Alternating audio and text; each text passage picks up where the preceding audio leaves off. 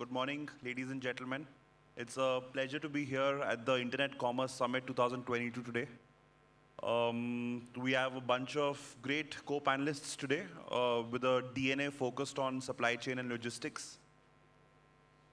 The theme of today's discussion is entirely focused on supply chain, fulfillment, logistics of e-commerce businesses, D2C brands, and I think everything around that. I'll quickly give you a flash introduction of all my co-panelists. We have Yash, who's head of engineering, Zepto. Everybody knows Zepto, right? 10-minute delivery. We have quite a long list of panelists. We have Aniket from DaMensch on my right-hand side. And then we have Manoj from Kitabeli on my extreme left. We have Dr. Anil from Landmark. We have, and we have Puneet from Wakefit. And then we have Ashvini, who's the CEO and co-founder of Prozo. Yes. JP Mishra. Okay, I'm so sorry, missed Mr. JP Mishra. JP Mishra is there with us from Newland Group. And I'm going to be moderating this entire panel on logistics and fulfillment. I'm Madhav Kasturia, the founder of ZFW Dark Stores. I think we should quickly jump into it with a very basic question right from the whiteboard. How do D2C brands and e-commerce businesses currently in today's day and age manage supply chain? When I say supply chain, I mean more on storage, point number one, and logistics, point number two. I think broadly supply chain is divided into storage and logistics alongside a layer of planning, right? I'll start with Ashvini. Ashvini, because you have a ringside view of the storage and logistics part at Prozo. So it'll be great to know your insights on how do e-commerce businesses that currently work with you manage their supply chain, and how is it different for large businesses versus small, and how does the evolution look like? So hi, good morning, everyone. So I think very interesting question, and this is a very interesting phenomena that's happening. So when we look at how these e-commerce businesses or D2C brands are managing their supply chain, so the ecosystem currently is pretty much at the same level. We used to have an era where we used to have a lot of these servers, and then AWS came in, right? So all kinds of brands started using these pay-per-use enterprise-grade servers. People were not setting up their own servers. Pre-Shopify era, right, or a pre-WooCommerce or a BigCommerce era, people were developing their own websites. So in general, if you see, today is the world where there are companies like ours, Prozo, and many other companies, which are like default operating systems or the Shopifys or the AWS of this world, right, in a supply chain context. So today you can get access to the entire supply chain as a service from plethora of brands like us, right, or providers like us. So I think that's one big phenomena at large that's happening. Most of the new age companies are not owning up their supply chain, just like they did not own up their servers in the past. Just like they did not build their own websites in the past. They used existing stack. So that's at a large. What we are seeing within our ecosystem, just taking a deep dive there, we're seeing that a lot of these brands, they are extremely savvy when it comes to leveraging on third-party infrastructure. And that could be a technology infrastructure, warehousing for storage, or the logistics infrastructure. We had, I'll give one example. We had one sort of growing direct-to-consumer brand. We signed up with that brand. It's very, sort of, it's a recency effect. We signed up with that brand 3 months ago. The use case was that their traditional partner wasn't able to scale up as per their ambitions. They had 2 warehouses, one in North India, one in South India. They wanted to scale up faster. At the same point in time, they did not want to spend a lot of money setting up warehouses, and were not okay with 2 quarters of lag to do all the planning, whether it's a freight planning around inventory, setting up the warehouses, right?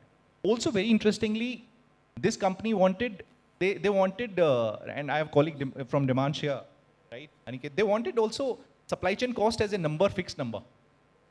They said, I need a percentage number. My P&L cannot move, right? So you want all the agility of being pan-India, right? you don't want that lag of 2 quarters to set up a new age supply chain where you can expand and meet those goals. And you don't want your P&L to move. You're saying it's cost me X, it'll cost me X across the board, right?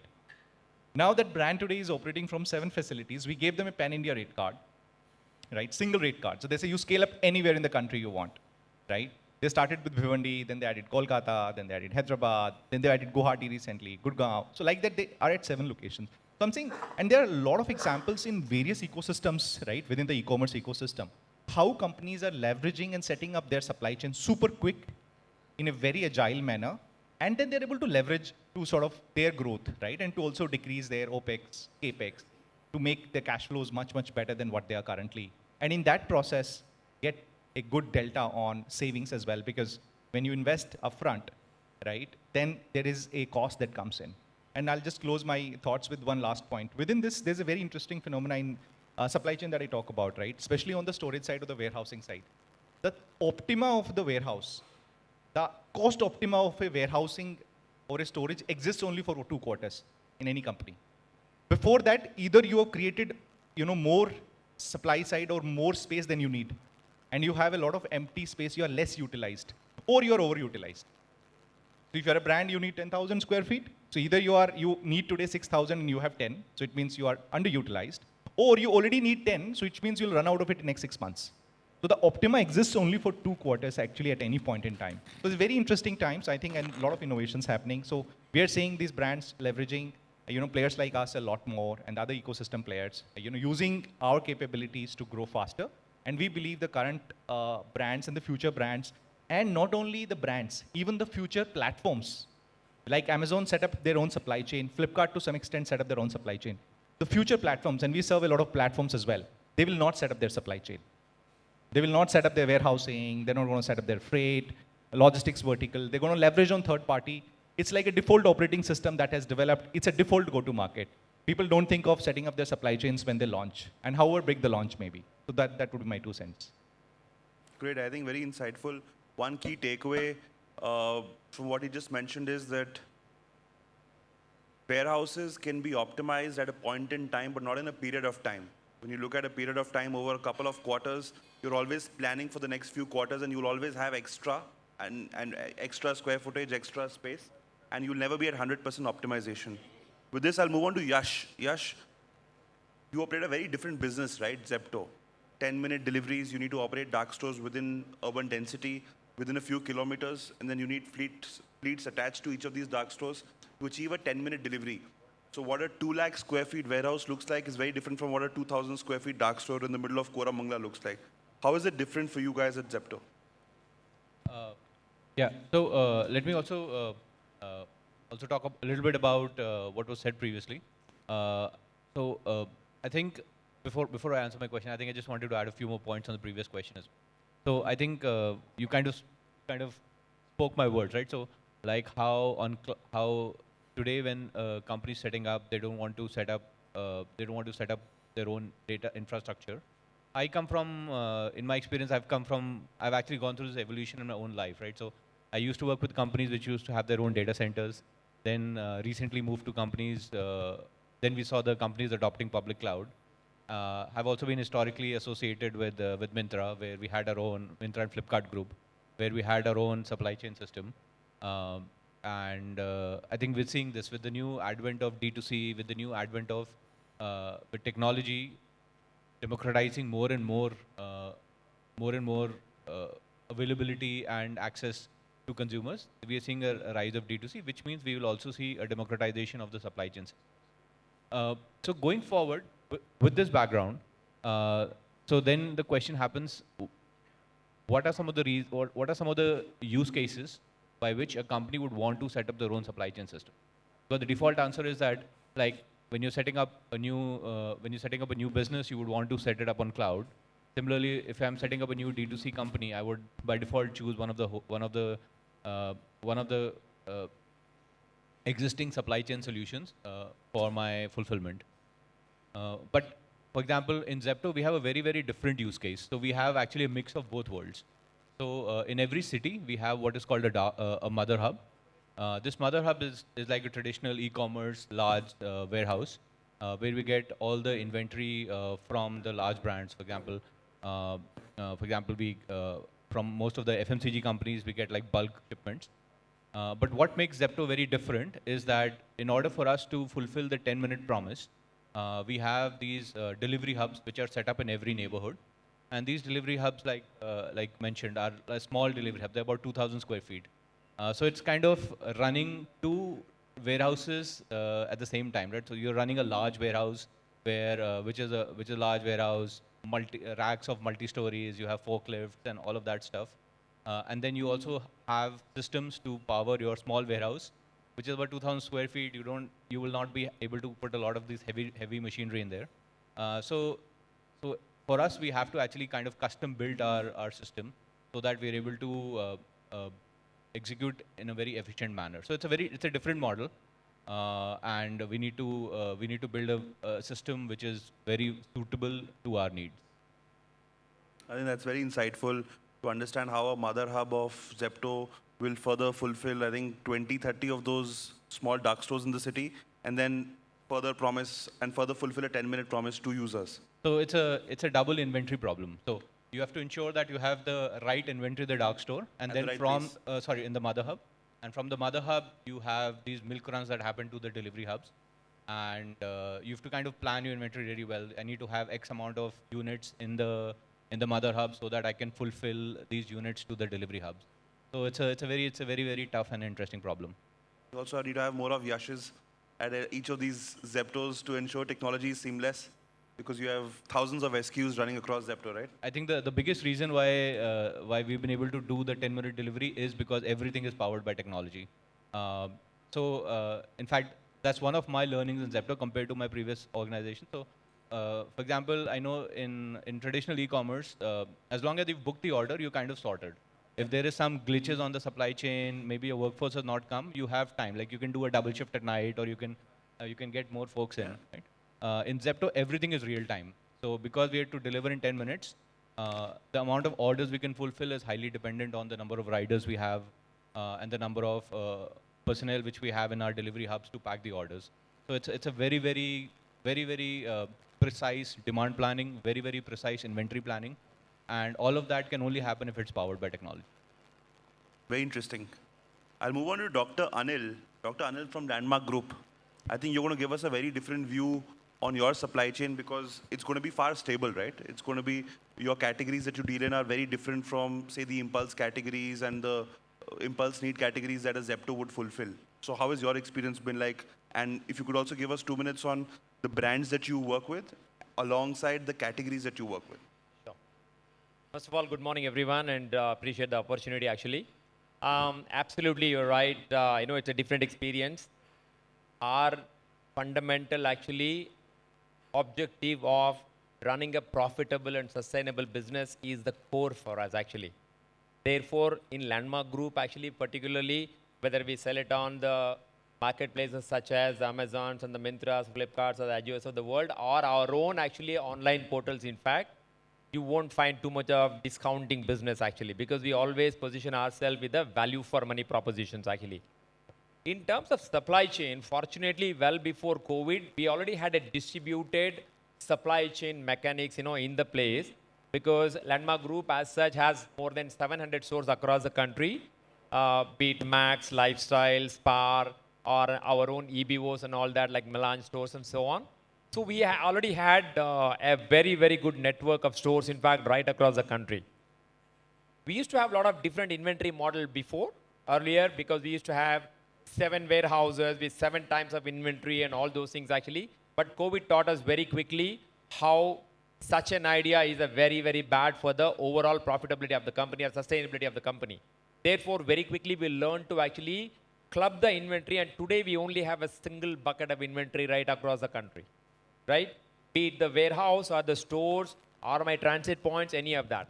So what we have also learned, the business went up to 8 to 10x actually during the COVID. But then we quickly realized that this was the COVID effect. We had to build the infrastructure and so on. So we ended up building a huge infrastructure for the supply chain capabilities and all that. At the same time, we ended up closing down most of the regional DCs and brought everything back to Bangalore. Because my cost of servicing, and then effectivity of servicing. Because, let's admit, at the end of the day, the young lady actually who's sitting is my prime customer, right? Because, she is the queen of actually retail today. She decides the fashion apparel retail actually more than anything else. She may not, she may not actually, she may miss to buy groceries for home. She will never miss a fashion, right? That's the kind of a thing. And then expectation is differently set right now. Because she's a queen with actually the handheld phone in her hands, she decides the fate of me. Because we have already spoiled her by giving 10-minute grocery, half an hour grocery, 1 hour grocery. अरे grocery दे सकते हैं, कपड़ा क्यों नहीं दे सकते हैं तुम लोग, है ना? So that's the kind of expectation setting. But then we are also trying to kind of educate our loyal customers and saying, madam, okay, 1 day is not too bad, or same day delivery is not too bad. It's fashion. एक दिन early order करिए. Because let's admit, what did we do? I know 10 years ago. I mean, we used to go to the local shop and then say, "Bhaiya, kab milega?" He'll say Friday. You come back and then take it. We used to live with that, right? We come from the time of telegrams. Exactly, right? Yeah. So, but good that we have been living through this, this transformation journey, right? So, what happened quickly after COVID? We have now converted the entire inventory into a single bucket, and we have enabled every one of our stores as a supply point. You mentioned about storage and movement. Yeah. What's my best model? Retail the closest to the consumption. So every store that we are now converting into actually a supply store, which means already about 150 stores out of 450 in Max division we have converted. And similarly, around half of our lifestyle stores we have converted as a supply point now, which means not only my ability to service actually is far quicker, most importantly, the costs are very, very minimal versus sending from Bangalore. So that's how the entire game has changed from storage and also from the logistics service point of view. The only problems that we have, maybe we'll talk about later, is all the logistical services from these stores away from metros. That's my biggest problem right now. Got it. Got it. That makes sense. I'm going to move to Puneet now. Puneet, at Wakefit, I think your use case is very different from all of our use cases put together, right? It's mattresses. Right. You can't use two-wheelers. You need at least four-wheelers, if not more wheels on the vehicle. And you need more square feet in your warehouses to store all of those mattresses on all of your SKUs. So how do you sort of tackle this problem? And I think you are more on the data side of things, so you'll have more insights on what are your current metrics of storage, delivery time, and supply chain. So you're absolutely correct that most of the use cases that we serve, the customers that we serve, are large product customers. And it's very different from what Zepto does or what Prozo has to offer or what Landmark does. And the supply chain for larger products is more or less, has very little support ecosystem. We have, for storage, we need large warehouses. A mattress is 6 feet tall and it's a cylinder of 13 inches. And then we have furniture, which is very prone to damages. And we have found out that a single handover of the product from one hand to another hand in warehouse leads to an increased percent of damage in the product. So for us, owning the supply chain is far more important. Having my own warehouse setup where I can control the storage, the movement, and I can control the as less of a handover between one point to another is the key for me. One of the things that I found and that previous panelists also touched upon, and going lean in terms of storage, handing it over to other partners who can possibly allow you to scale really, really fast. True. But that is not a luxury that we have. So we have to go and establish our warehouses. Because for me, it's not just delivery. For a lot of our product, which are furniture, it's delivery and installation. So, and there are very few partners who are actually offering installation as a service. A lot of people are offering delivery as a service. We collaborate with few third-party logistics as well, but 60% of our logistics is owned by us. And that is because we have found that when we try to work with third-party logistics, the damages, the returns increase due to damages, due to transit damages. So that is a problem. A lot of people here touched upon storage and logistic as a supply chain, but for me, production and planning is equally important. Absolutely. We're a backward integrated company. We are there till manufacturing. So we manufacture our mattresses, we manufacture our soft home products, we manufacture our furnitures. So for me, first mile is from factory to my mother warehouse, and then middle mile is from my mother warehouse to smaller warehouse to Regional the one. hoarding points, which is Yeah. in, like you called suites Change of 7 hands. or yes, Change of 7 hands, yeah. top 7 cities, Yeah. and then there are 16 or about 20 more warehouses across the country from where I serve, so that we can increase our outreach to tier Distribution. 2, tier 3 cities as Yeah, well. yeah. So storage, lesser handover, and reduced inventory. Because my product is a high value product. Now, if I have to store 23 version of same product, so the problem that gentleman before me was speaking about, so that is actually a problem for us, because if I try to store everything at 23 places, the size of warehouses needed, the amount of inventory needed is way too high. So we plan to keep it at one place and try to have as minimal major fulfillment centers and then a lot of point of distribution, so that we can serve a lot of customer while reducing the size of our inventory. So that's actually a model which fits us as well. So those are the things how large product supply chain vary from relatively smaller product, because the support ecosystem is very high. You guys are providing, Prozo is providing a lot of services for Correct. those products, but for us, it's mostly maintaining and controlling it through the end. In fact, just to add, actually, we are right in the middle of actually evaluating our home center. In Dubai, for example, I have $1 billion actually warehouse, which is state of the art, which has 24 AGVs to manage my furniture. I don't even touch it actually. That has reduced our, our overall damages by almost like 99% safe actually. Whereas in India, I have 5 warehouses like what you said, but then my mother warehouse is in Chennai. The moment the import comes, I don't even want to go for multiple points, because every touch point will add the risk of damages. Right. So that's why it depends on, because in, let's say, Middle East and Dubai and all that, we have our own fleet actually. So that I can assure you not only a safe delivery, but also the assembly part of it. Whereas in India, we have to use the, we have a lot of 3PLs, and then, we also have to use the third-party contractors actually to do the assembly and so on. So it's a different problem, but somehow we have to find a way and make it profitable, right? And the underlying agenda for the entire session was profitable, the revenue supply chain as a revenue system, and we understand that even though we are selling larger product, every single day that adds to our promised delivery date actually leads to a lot of cancellation. It leads a lot of drop in the revenue funnel. We are able to quantify that for mattresses, after 4th day, every additional day leads to 7% more cancellations. Wow. So we know that we have to control the EDDs, for which the number of handovers leads to more quality checks, leads to more scrutiny to the product, and all of these leads to delay.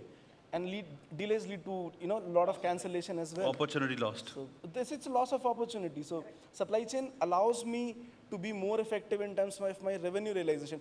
Everybody talks about the funnel for marketing, like whether it is converting from awareness to conversion. But we have to also talk about conversion to revenue. That I got the Absolutely. customer, how do I keep the revenue with me? How do I keep that money in my wallet? Correct.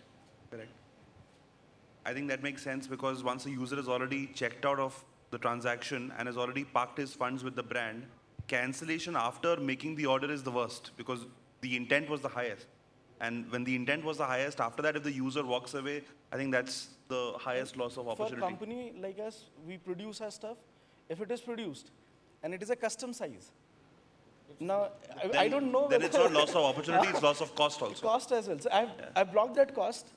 But what do I do with that product? Now, I don't know whether the next person who is going to order is going to have that same size custom cot or not. Great. I think we'll move on to JP Mishra. First, we want to know about your categories. What sort of categories are you moving at Newland? Of my limited research, I think you have handheld devices, and most of your categories are targeted towards B2B, right? No. It's not only B2B. It's for B2B. It's for B2C. It's for, D2C for all different kind of models. So we are kind of a solution provider or kind of a technology enabler for different kind of segment. Not only, we work across all verticals, whether it is manufacturing, whether it is retail, whether it is e-commerce, logistics, healthcare, many other fields. So wherever there will be a track and trace required, so we are there to help them. So it is through different kind of technology like barcodes, like RFID, or like self-check-in kiosk. Different kind of models, different kind of technologies are there to give the solutions. So as my question to you will be a little different.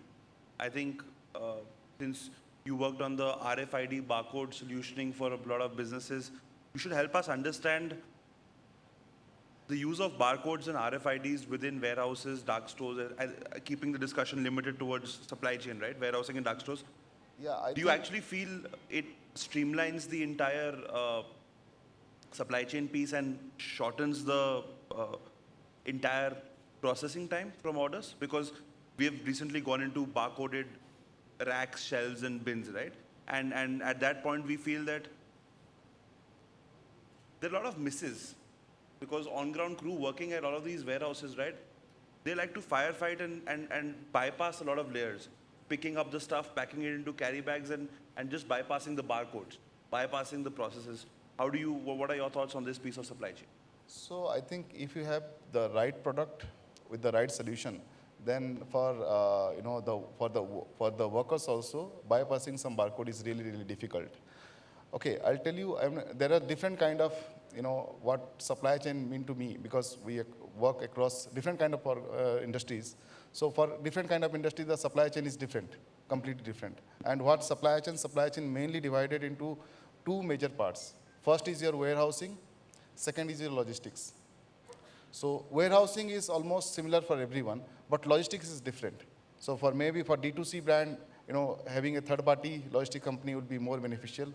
But having a brand like, like Puneet's company, it is always recommended to go for their own logistic. That will be more beneficial for them. So as far as the laymen are concerned, those who are working in the warehouses, they are skipping anything, so that you need a very robust system. Robust system in the sense, your automation should be so perfect that they cannot skip it. For example, you are receiving an order for pickup, right? So you are going to some racks, you know where the material exactly lying, you are scanning the rack ID, scanning the product, and getting it packed for you. So you need to understand, and if you skip it, then your pick list will be not completed. Yeah, you won't be able to process it further. So that means you need to have a very robust system, very robust centralized system to track all these activities. Interesting. It's a checks and balances system in place. Correct. Manoj, what are your thoughts on everything that we've discussed up till your turn, and around supply chain, around optimization, and how do companies like yours look at this problem? Sure. So when it comes to Kitabeli, we are building a supply Just put the mic a little closer. Hello? Yeah, better. So with respect to Kitabeli, what we are doing is we are building a sustainable supply chain system. We are actually going back in the time. So what we are doing is we are building a community-based supply chain, wherein we basically involve the community in terms of acquisition of customer, in terms of warehousing, in terms of delivery. So we involve our customers and build the warehouses in their own places. We distribute our inventory. We actually have a very diverse set of places where we keep our inventory, and deliveries happens through the kiosks that we open in our customer centers.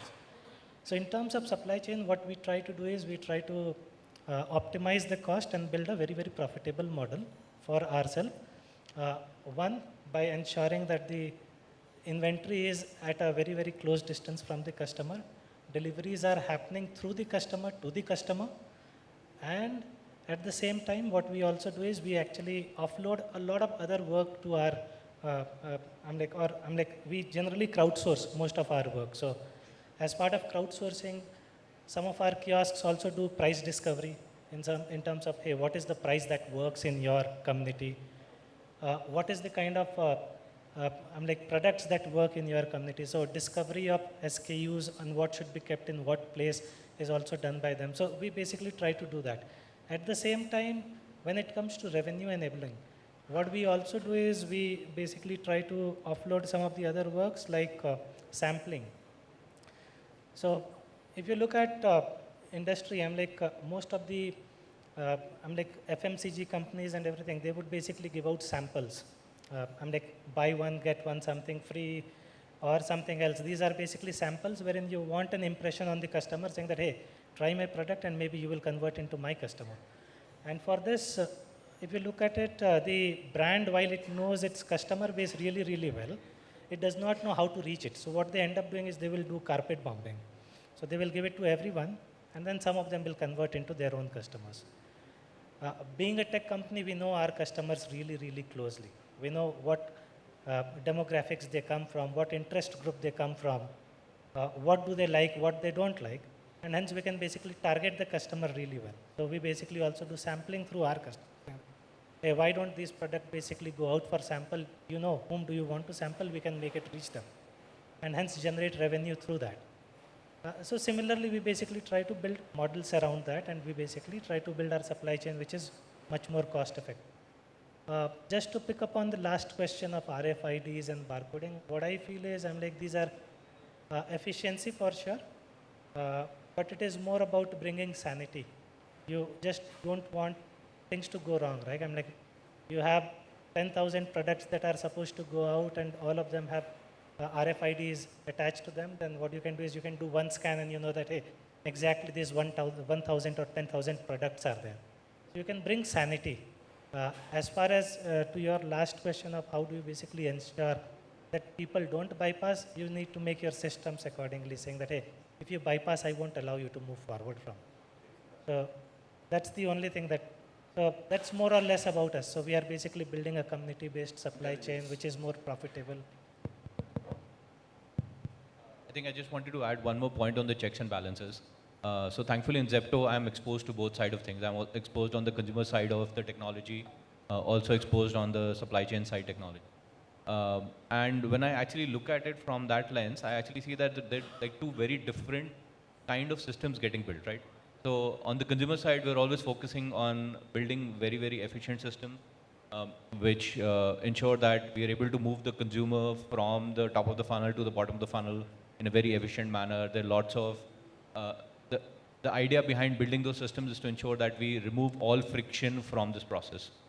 On the supply chain, I think there's a lot more focus on actually building the right checks and balances, right? And how to build like a system that's foolproof, a system where it's hard to bypass things. So you may actually build things which are a little bit not as efficient as what they can be, just because you want to actually add the right checks and balances. So to give you an example, for instance, if I'm moving items from one rack to another rack, right? The most efficient way is I just guide one of the people working in the warehouse to just from this one to this one. But in order to ensure you have right checks and balances, you would have a scan out and a scan in. So I think which is why with checks and balances are very, very important when you're trying to build system and supply chain. And that's the kind of difference I see while building tech for the consumer side of things and while building tech for the supply chain side of things. Just to add to that, I think when it comes to checks and balances, right, it's about, so I've seen systems and what happens in general is if you give multiple instructions at a time, then you are bound to fail. So you need to build systems which gives instructions one at a time. So you give one instruction, let it complete, and then you give the next. Just to add one point, so the barcoding or RFID technologies, what I believe, it is not only for sanity. I mean, you'll get a complete visibility, in your entire supply chain journey for a product. I mean, starting from the raw material to the end customer delivery, you can get a complete visibility and manageability. So I think that is where plays, where barcode and RFID technology plays a very, very major role. Absolutely. So as I said, barcode and RFIDs is more about visibility and sanity. It can bring scale in terms of saying that, hey, if I have 10,000 product, I do a sampling, and if I find that everything is fine in the sample, then I don't need to check the rest of it. Now I just do a scan and say, hey, actually 10,000 of them are there, and then invert it. Because the planning also, you can make the planning. For example, you know what is the inventory level in where, centrally you can managing in one place from one place, your entire 20 or 30 warehouses, different DCs from one places, and you know what is the stock availability in warehouses and what should be your next course of plan, action plan should be for the stock preparation or production. You can also do all this data analysis with this kind of data. Absolutely. Got it. I'll move to Aniket. Aniket's from DaMensch. DaMensch is an innerwear brand, and it's one of the larger ones in its space, at least in the D2C space. How's your experience been? You're not exactly like a very large SKU fashion brand. You're a very compact SKU fashion brand, but operate at a fairly large scale. And you particularly look at supply chain within DaMensch. So how's your experience been, and how do you currently tackle your supply chain?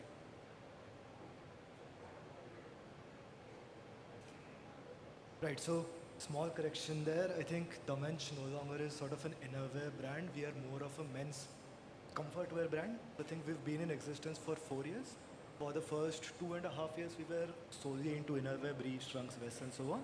Over the last 1.5 years, we have launched loungewear, winterwear, and all of those categories as well. And that is actually sort of a very important part of how our supply chain journey has also gone. So for the first 3 years, we were more in the range of a 30-40 CR ARR brand largely through innerwear.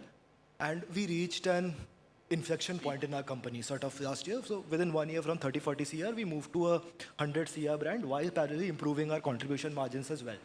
And obviously part of that was through innerwear expansion. Large part of that was because we moved into other categories as well. And what that sort of led us to do was we had to serve more customers, spread more farther across India. We had to serve them faster. So I think we did what a lot of the other apparel brands do. We opened up regional warehouses. So our mother warehouse is in Bangalore, which we operate ourselves. We opened up third-party regional warehouses in NCR, in Mumbai. We also opened up dark stores in Bangalore and are in the process of opening them up in other areas. But I think we had pretty similar learnings to what a lot of the other gentlemen had here. A few points which are, I think, specific to us and a few points which were not mentioned here is what I would like to touch upon. So one thing that we realized is because we are innerwear, right, one problem which is automatically solved for us is returns. It is not as high for us as it would be for other apparel brands. But what that also means is that we have to be much more finicky about quality of the product. So we do 100% inspection of our products in our warehouse before we dispatch it to our customers, which is something I don't think any other apparel brand of a decent size is doing right now, or if they even can do, right? Then there are some other value-added services which we require in our warehouse, which not so many people require. So because we're 80% innerwear mein pilferage is like very, very easy, right? I mean, people can sort of steal your garments in their tiffin boxes. We have had instances where people come to the warehouse without wearing an underwear and leave while wearing an underwear, right? So there are hundreds of ways in which pilferage can happen. So there are different types of value-added services which we need to build in our warehouse in order to ensure quality for the customer, checks and balances for our internal purposes, supply chain side, and so on. What we realized is that managing the warehouse internally is the best way to go for us, rather than sort of outsourcing it. The other part in outsourcing and in having regional warehouses where we struggled, and which I think a lot of the apparel brands will be able to relate to, is the concept of buffer inventory when you're selling on marketplaces. Right, everyone is using some OMS or WMS, be that eCommerce, Conclave, Easy eCom, or whatever. I think everyone has to deal with some sort of buffer inventory on different channels, plus their websites and so on. Now, the moment you go into more and more SKU, so like I mentioned that inflection point, within that 1 year, we moved from 1,000 to 3,000 SKU. That means inefficiency in inventory, inefficiency in last mile logistics and middle mile logistics and storage. So it just made more sense for us to sort of consolidate our inventory into our central warehouse in Bangalore, operate it with all the value-added services, and serve customers from there. But one very interesting data point which we saw, because it is apparel and innerwear apparel, so I would say about 50-60% of it is utility, 40-50% of it would be fashion. So there are some people who genuinely require it on the same day or at that time. For the remaining customers, obviously they would prefer if they receive it today or tomorrow, but if instead of 3 days it becomes 5 days. It's not that big a deal. We don't see that big of a dip in our conversion or in our revenue realization. What we are now heading towards is that for 70 to 80% of our customers, we want to be able to serve them on the same day, either through an offline EBO or through general trade or through same-day delivery using dark stores. So for 70 to 80% of our customers, we will now be serving same day through one of these three means. For the remaining, we will obviously try the last mile delivery at the soonest possible, but yeah, it may go to 1 or 2 days, but that's one of the additional learnings that we've had through data. Again, that makes sense. Being cognizant of time, I'll quickly just take one more quick question, and I'll expect all panelists to very quickly give a 2-minute view on that. I think through the previous answers of the last question, the key takeaway was that when there is a change of hands of inventory, when you're going into a 3PL model of either outsourcing the warehousing bit or outsourcing the logistics bit, there is a certain degree of error and accountability that comes along with it. Of course, I'll first let Prozo talk about this because Prozo sits on the seat of 3PL, and then we'll slowly go from Prozo to quick commerce all the way to brands. And you also have to tell us that when you're explaining your solution to customers, because I also do that every day, right? A lot of customers are very apprehensive of outsourcing their very closely knit supply chain to 3PL partners and outsourcing it. So what's the feedback been like? So so I think before I take your question, I think I heard all the panelists, and if you see, there are different kind of brands that are sitting on the stage, right? We have something like DaMensch, we have Landmark, we have Wakefit, which is into slightly heavy and bulky, right? We have Newland and others, right? And Zepto. So if you see, I don't know, what's the difference between Zepto and other platforms, or say Amazon and Flipkart?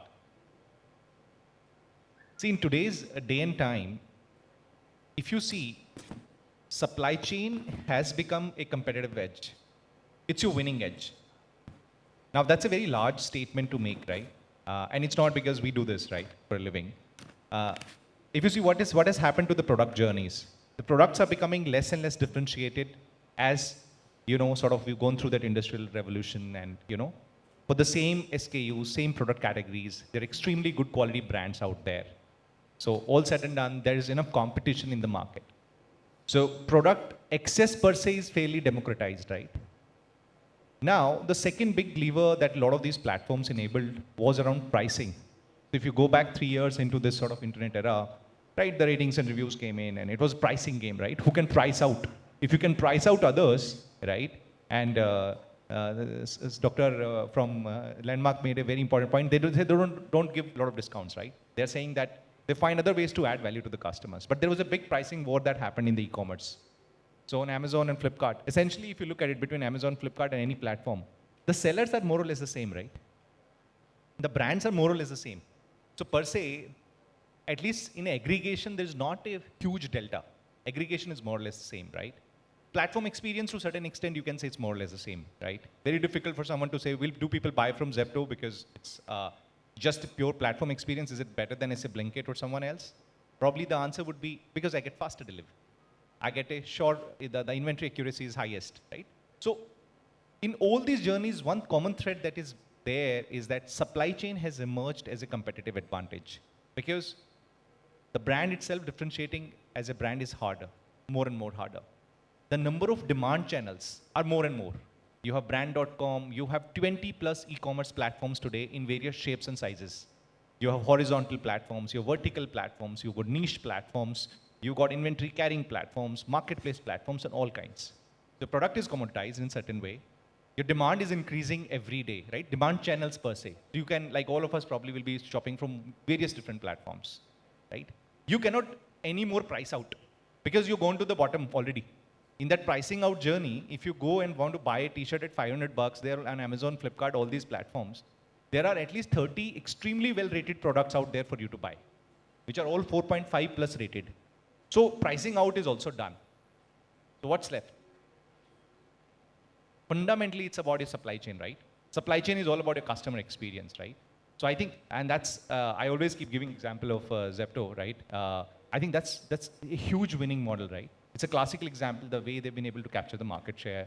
And various other brands are using supply chain as an innovation enabler, right?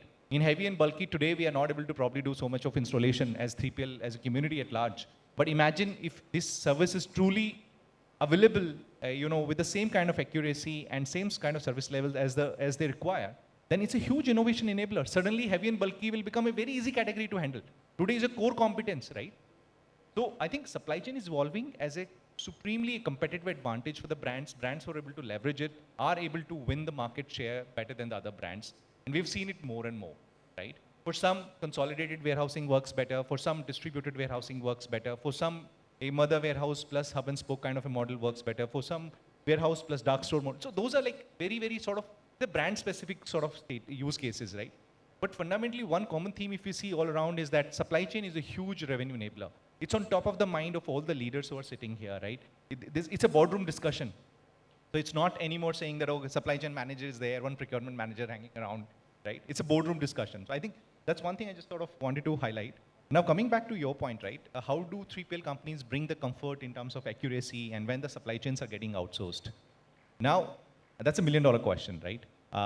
So at Prozo, one of the first things that we do whenever a company comes to us, right, seeking the services, or we go to them, we have one very interesting filter, and I'm saying in the open forum, right? And my CRO is here, Sagar. So we check that is the company outsourcing the supply chain for the first time, right? So that's a very interesting case because if they are outsourcing for the first time, your handling of that conversation is going to be very, very different. Then, if the company has already been doing it for last 5 years, 10 years, and then you happen to be another partner with which they want to grow more, or maybe they like your capabilities more. In the first use case, all that you said is very relevant, right? Like they'll talk a lot about inventory accuracy because they're losing control. All this while, they thought that everything, I can just call the manager will just pick, pack, and send the goods, right? I can just go walk around, see my inventory, I can feel the inventory, right? Suddenly you say, no, I have nothing. Like if someone has taken it away, it's like getting your daughter married, right? In some form and shape, right? So I think it's a very, very interesting phenomenon at that point in time. And the conversations that we handle is a lot around. We use that opportunity to tell them, how we handle your inventory accuracy is better, etc. And then of course there are these days tech systems built in.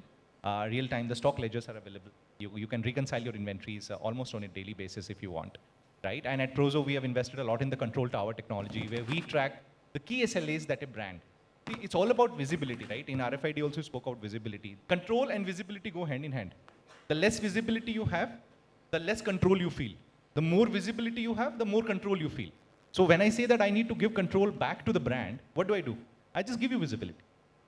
So I'm saying, hey, I'm managing your brand from 8 warehouses. Here is my control tower. You can look at who is the picker who is packing your inventory. Now, if we can give you that visibility, your comfort levels will be significantly better. Because then we are asking, or rather we are telling, that we will give you more visibility than you yourself had when you were running the supply chain. Because you wouldn't go to that far. So in the interest of time, I'm not going to take time, but yeah, I'll pass on the mic to the panel. Yash, you can go next. It's an interesting question. Because you guys don't have 3PL, right? Yeah. But you can talk about the gig model. Yeah. So I think, so maybe I'll talk about this in a more generic manner. So I think we've seen this happening across industries. So I think, first of all, like as a company, you need to kind of look at what do you want your core competency to be, right? Also, it's a trade-off between core competency and how fast you want to scale. So at some point, it's how you evaluate and how you utilize 3PL across supply chain or even in other aspects of a business will kind of be a mix of 3 models. One is what is your core competency? Second one is what is the efficiency you want to bring in terms of cost efficiency? And the third one is overall, as you said, right, how much control you want on things, and what is the risk appetite that you have. Now, I think we've already, for example, one of the challenges which we had in Zepto is where I talked about, like, the number of orders we can fulfill is very closely related to the number of people we have in the warehouse who can pack the orders and the number of riders we have. And that's where some of this gig economy has helped, so it's almost like a marketplace available where we have riders who can come in and who can actually join the Zepto platform, and it's also an additional income available for them. So not necessarily everyone needs to work full time, but we have an option where people can come in a part-time mode. So it's like a very expanded gig economy where if someone who has a couple of hours and he's an ambitious person, he wants to also get some additional income. We actually have some students who are actually studying, but because they have financial pressure, so they actually take a few hours of their daily schedule and they actually go and fulfill orders from Zepto. So I think that's where some of the scalability and the gig economy helps out. Dr. Anil, what are your thoughts on 3PL? Sure. First of all, Profitability being the core agenda for you. Yeah, so I'll probably speak about that, probably a few seconds later. First of all, I must congratulate actually people like Yash, who have brought a different dimension to the whole marketplace. They've really given, run for the money, even for the likes of the Big Basket and so on, who have really now come up with a separate, button in their actually app itself, whether it's an instant delivery or actually a one-day delivery kind of a thing. And also having, speaking about actually the instant deliveries and all that, I've closely compared Zepto actually deliveries and the models and all that, as a customer, not only in India, but I've compared them with actually the Instamarts and then instant actually supplies, all that in Australia, US, and then Europe also, and in the recent months. So I must congratulate actually, you're there actually, almost there, in fact, at par with them. Within, when you say 10 minutes, it's a 6th or 7th minute it is there, and also the Google kind of doorbell is actually telling that I'm here, it's here in 7th minute, because it's, managing that. Yeah, I'll just add that. So there's one statistic which I wanted to share. So when you open the Zepto app, you see the ETA. That's the amount of time the order will, that's how much time it will take for you to get the order. And we actually fulfill 90% of our orders in that ETA. So it's a very strict ETA. So and on average, we're delivering at 10 minutes, and we're able to fulfill over 90% of our orders in this. So my only suggestion to that, Yash, is that actually now that you have cracked it, for your sustainability, you probably need to kind of, put some brains together and then take some experience from the people, I guess, and then kind of, make it work and sustainable also. Because cracking is one thing, I guess, be sustainable is actually another thing, another game altogether, right? So that's on that part. On the 3PL, I think, we've had a very, mixed bag of, approach. So for example, all my apparel retail, everything from day one, it's outsourced. The 3PL is outsourced. And then it is not actually sending the daughter out, it's a Gharjamai, right? The guy is with us, so I control it. It's, the 3PL who's actually managing it, but the control is with me, and the visibility is with me, and the, control tower is with me, right? So they are actually managing that. That's on the apparel side of it. Whereas, exactly. So, and also I want to make sure that my 3PL is always, I'm not squeezing him for the last bottom dollar. I'm always saying, give me a better service actually, because I always, as a logistician, have 3 things in mind. First priority is service, delivery. Second one is quality. Third one is money for me. Third one is cost. SLAs are very important for you So, after profitability. Absolutely. If I don't deliver it to the lady actually, there's no in revenue only, there's no income. Like, he said the order is cancelled. So you have actually spent the entire effort for no gain at all. So delivery is first for me, quality is next for me, and third one is cost. By the way, this is a philosophy we've had for the last 15, 17 years in Landmark Group. Not today. Well before even the e-commerce actually arrived. So I want to make sure that even my 3PL is profitable. So I closely manage even his cost structure as well. And also I'll help him build the productivity and so on. So we do that. Having said that, on the furniture side of things or some of the, delicate things and all that, we would like to manage it ourselves because they may not have the capability and the competencies actually. So that way we do a mixed bag of both the things. But the last thing what I would like to emphasize is, like our co-panelists are mentioning, supply chain has become now the top 3 agenda in the boardroom, thanks to COVID. Without COVID, we would not have had our say actually so loud and clear in the boardrooms. So now that supply chain is actually their top three, one of the top three agenda items, we have now started converting supply chain from being a cost center into a revenue generation center. One example is in brick and mortar stores, I'm helping them by consolidating the sizes and making sure that the right inventory is moved or redistributed through the network and so on. I'm trying to help them to increase the full price sell-throughs.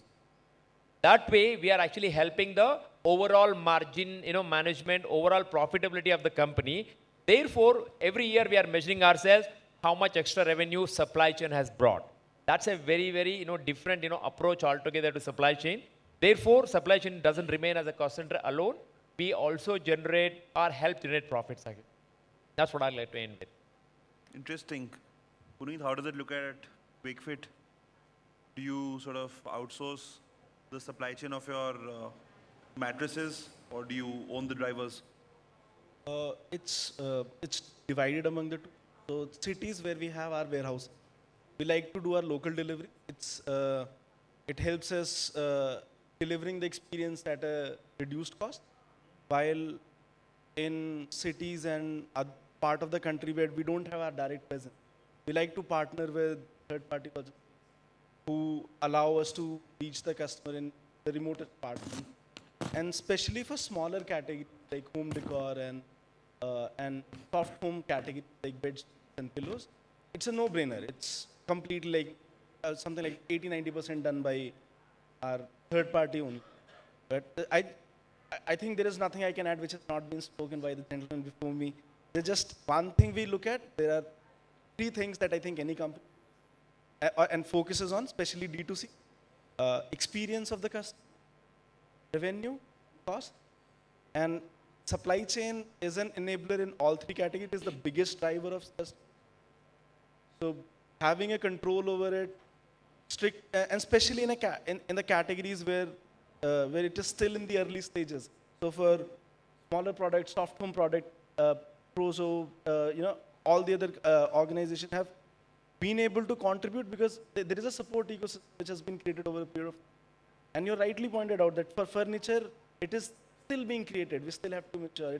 It's not like it's not there, but it's not at par maybe what the customer experience that we want to promise to our consumers. So yeah, it helps us, which is why it gets the attention that we talked about. It's an enabler everywhere. It's an enabler of revenue, a biggest enabler of customer experience, and definitely an enabler for cost.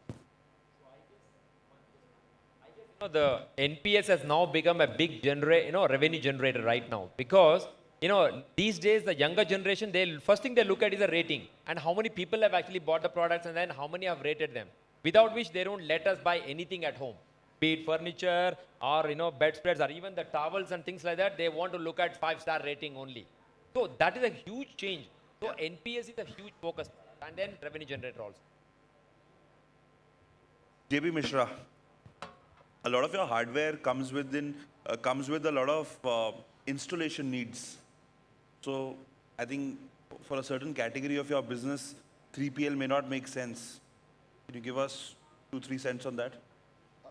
I think, see, in our kind of business model, it is entirely different. I mean, whether it is 3PL or direct customers, so I think as a manufacturer, we have a lot of partners who are there for the installation, for the commissioning. So that's, I think, that is not the major challenge as of now.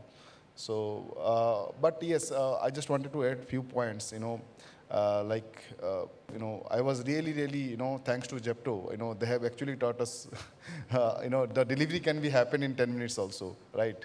So, now people used to debate a lot in the past that, that who need grocery delivery in 10 minutes. But today, I strongly say many people, they are using Blinkit, Zepto both, and they are comparing the timing. Who is, delivering faster? I hope everyone is doing that. Or who has a larger, higher coupon code? Yes, Google code, yes. Availability. So that's how I think, and that's only happened, I think, because with the, with the scalability, they make their system so much scalable. I know they optimize this system, their dark stores, their warehouses, in a such a way that, the RTO is very, very less because, the error is very minimal. I think the error is less than 1%, I believe, in your case, in Zepto case. I think. Sorry, which error? Any error, I mean, any. Yeah. I think that's something we overall, I think there are a couple of metrics we track very closely. We track what is our fulfillment. NPS is again like a very, very strong lever. And I think a big part of reducing errors is the tech enablement, right? So as a lot of things are driven through technology and we have the right checks and balances, structurally we're able to deliver in a much faster manner and with much fewer errors than what is the norm in the industry. So. Yeah, that is, I think, how the customer experience is enhancing. I mean, that will also, that's the way I think with the help of technology, that helps us, Zepto and other companies also for to scale up their business in a bigger way. Yash can't talk about it. I'll share a few order IDs with him later on, where, there's been some discrepancy. Okay, we can move on to Manoj. So I'll basically take a different look at it. So I think everybody has been saying that supply chain is an enabler. What I feel is, what is e-commerce? E-commerce is nothing but supply chain.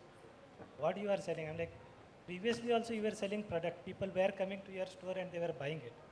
Today what you are selling is convenience. E-commerce is all about convenience. So if you don't have a supply chain, then you don't have an e-commerce business itself. So I'm like, just to answer the question, right, of what supply chain is. Supply chain is just three things. I'm like, it's customer expectations, the product's expectation, and the cost. So if you are balancing all three of them, then you have the right supply chain. And again, this panel is a very good example of what a supply chain is supposed to be like, right?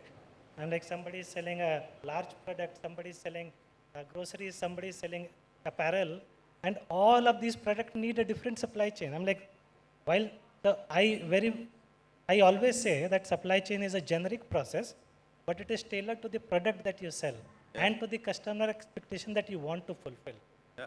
So that is how you should basically choose your supply chain, saying that, hey, do I want to upload it to a partner logistics? Do I want to basically keep it in-house? Do I want to do a quick delivery? Do I want to basically ensure that deliveries are not that, speed is not that much of an importance, but cost is.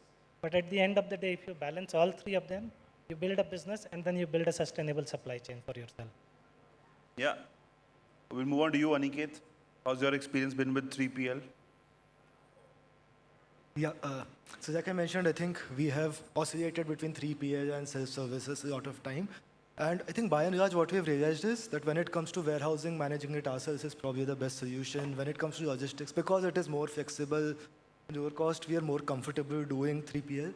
But I think for everyone, be it across industries, it is generally not binary that या तो अपना करेंगे या third party करेंगे. A lot of it depends on the category. A lot of it also depends on the time of the business, the stage of the business, and so on. So for example, just before the conference, I was sitting with Dr. Ashvini. He mentioned one very good point, that generally the philosophy or the general thought process is, if you're doing it yourself, you have better control on SLAs. If you're trying to control cost more, you probably get more inclined towards 3PL. And while it is a generalization, to a large extent, it is true. So I mean, at a time of recession, probably we see companies trying to variabilize their fixed costs and their cash flows to a certain extent, the way Ashvini put it. And so I think what we'll see over the next year and a half is probably brands will move more towards a 3PL structure, be it for warehousing, for logistics, and so on. When probably there are, they want to have more control on SLAs or more funds in their control, they probably bring more things under their control. It's purely a relation of the ghar jamai versus the beti ki shadi. And a lot of it is circumstantial and where the company is at that point of time. And I think I'll leave it at that. It's going to be our next LinkedIn post for all of us, right? Great. I think it's been a wonderful panel. Insights all the way from innerwear, now called comfort wear, to warehouses, to gourmet and grocery at Zepto, all the way to apparel at Landmark Group, and then mattresses and a bit of inventory intelligence on that side of the stage as well. So yeah, we should call it. Perfect. Thank you, everybody. Thank you, everyone. Thank you, Madhav and gentlemen. Thank you for the thoughts.